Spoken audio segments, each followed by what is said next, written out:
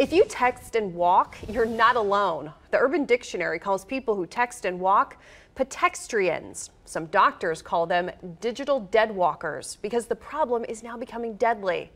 That's why national health officials are sounding the alarm, and our Alexis Del Cid explains. Next time you're at a busy street corner, take a look around you.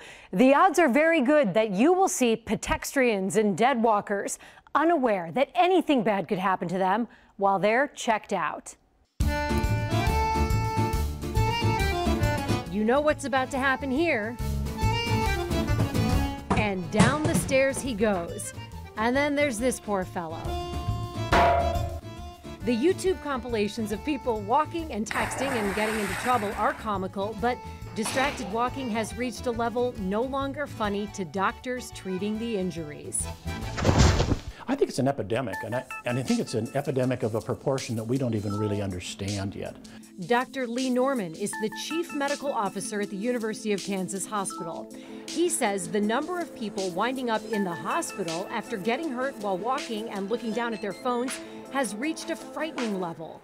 I mean, I just landed flat on the pavement. Jessica Salazar is the marketing director for Overland Park Regional Medical Center. She went from employee to a patient after tripping on a curb while checking her email on her phone while walking. Finally, she went to a doctor. Her forearm was fractured.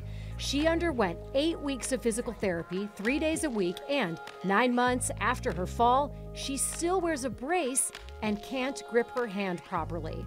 Like, this hand wants to have a mind of its own. And the number of kids walking while looking down at their phones is particularly alarming to health officials.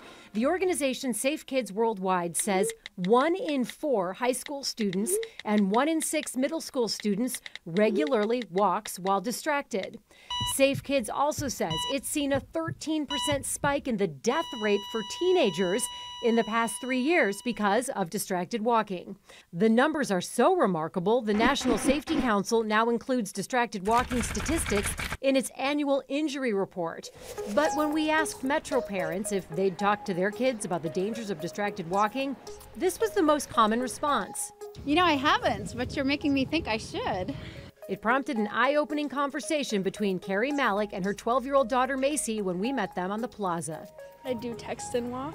As for Jessica, the kicker, do you even remember what that email was you were sending?